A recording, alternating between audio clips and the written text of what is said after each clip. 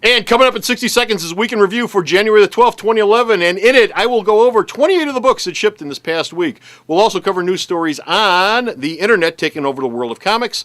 We'll give you some Flashpoint teasers. Planet of the Apes has been pushed back until Thanksgiving.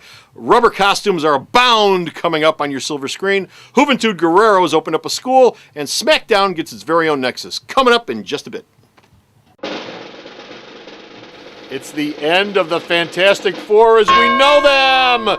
Fantastic Four 583 is shipping this month, and supposedly it's going to be the death of one of the members of Fantastic Four. Because of that, Fantastic Four is our Hero of the Month here at Alternate Reality, which means all of my trade paperbacks and back issues are 25% off all month long. All my softcovers, all my hardcovers, all my essentials, all my masterworks, everything. 25% off all month long. So come on down to the store and celebrate the death of a member of the Fantastic Four by saving 25% off here at Alternate Reality. Me? I never look back. But Comic Book Man? He can't move on unless he reviews this past week. Big baby.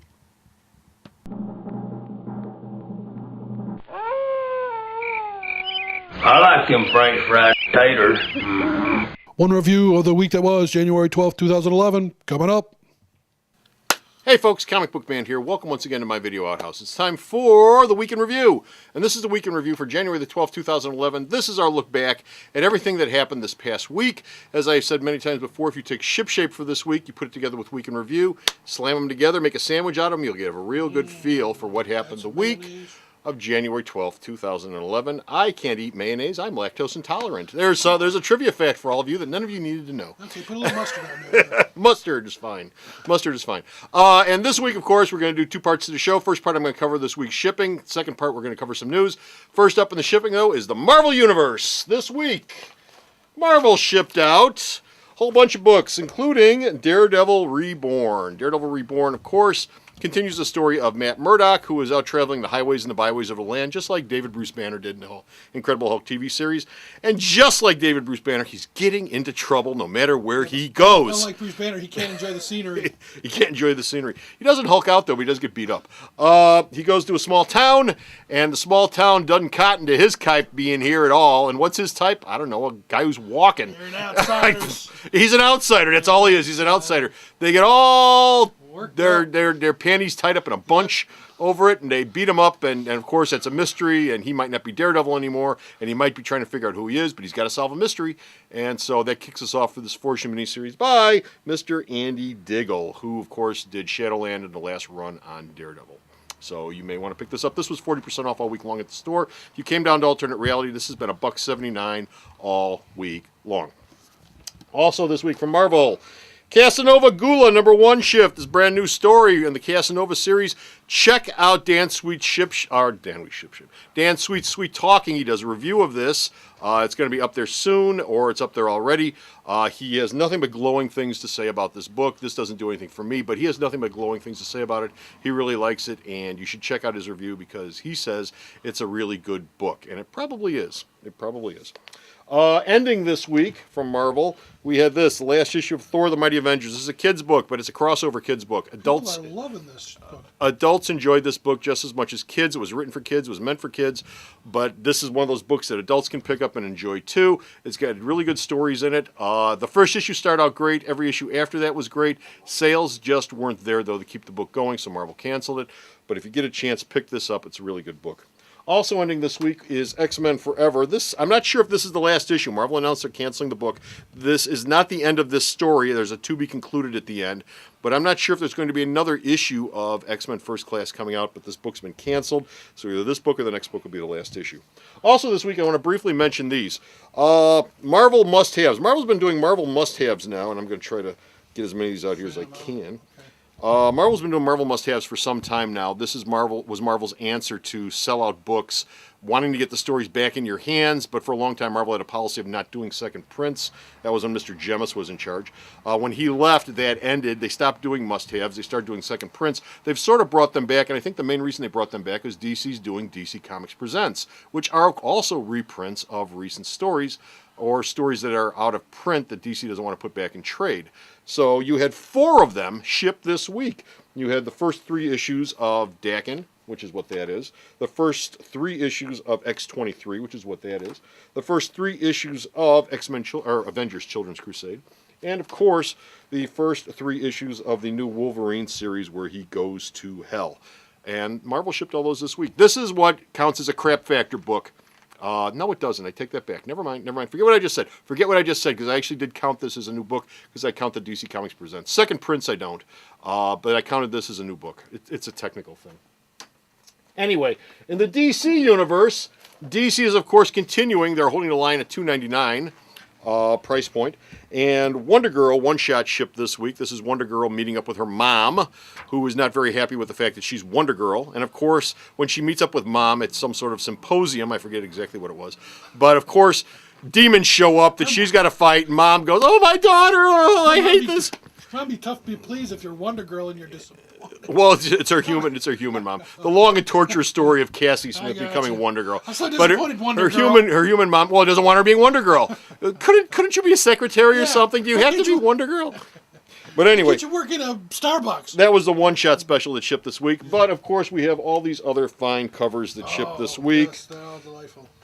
From DC. This, of course, as I mentioned before, is their $2.99 price point campaign. They want to make sure that you recognize it by all of these are quite distinctive. startling, distinctive, Yes. wonderful, They are wonderful. spectacular, white, blanc, if you're French, covers. Ooh, give them a kick, Batgirl. They're all iconic. Those all shipped this week. There you go. And the indie side. Isn't it iconic? Oh, let me fix this rack Let a me little see bit. what they've been doing over there. On the indie side, we have got Image. Oh, Image finally did it. They finally did it this week. You're not going to talk about Spawn 200, are you? Not much. They shipped Spawn 200 this week. We also talked about this in Sweet Talkin'. Be sure to check out Dan's review. He just loves this book. No. He just If by loves love this you mean book. hate. Be sure to check out his review. This, of course, shipped with a multitude of covers. This is the McFarlane cover. Here's another one. I forget who does them. I really don't care either. Here's another one, and here's another one, and here's another one, There's a Picasso and here's cover another there. one, and here's Ashley Woods, I think, cover. Anyway, but That's not it. no, this isn't it. But Spawn 200 finally shipped this week after 13 months of waiting. Infinite Vacation shipped this week by Nick Spencer. This is a parallel Earth story where this guy, he travels the highways and byways of parallel lives and parallel Earths. And his parallel lives start getting knocked off, and he's got to find out why the heck that's happening. Shave that beard. And, of course, we had a Hack Slash one-shot this week because Hack Slash has become the hot franchise. Not good franchise, mind you, but hot franchise over at Image because it's got blood and boobs. And, blood and boobs. Vitamin B. Who needs something like Morning Glories that you actually want to read when you got blood and boobs? You answer your own question, you comic book man. Asked and answered. And finally, on the indie side, I want to mention IDW. IDW shipped out some stuff of note this week. True Blood, check in. Legacy Edition. Once upon a time, these were called Director's Cuts. This is the first issue of the True Blood comic reprinted. Inside here, there are all the covers from the first True Blood comic. There's also script pages in here. There's also pinup stuff. There's also background stuff, all in a $4.99 cover price. They also shipped the first of their dollar comics, which they're calling 100 Penny Press. They're reprinting Angel After the Fall #1, primarily because they're losing the Angel franchise, so let's get it out there now while we still got it. But this shipped this week, and you'll see more dollar comics coming from IDW in the future. Fallen Angel #1, which is not related to Angel, shipped this week. This is Peter David's book. It's starting up with a new miniseries for Fallen Angel. And finally, you D&D fans, Dark Sun #1 shipped this week. It's, of course, it's a gaming comic. It's based on the game Dark Sun from the Dungeons & Dragons folks, and if you like D&D, you might want to check it out. And that's this week's shipping, and now it's time for just a little bit of news for what's going on this week.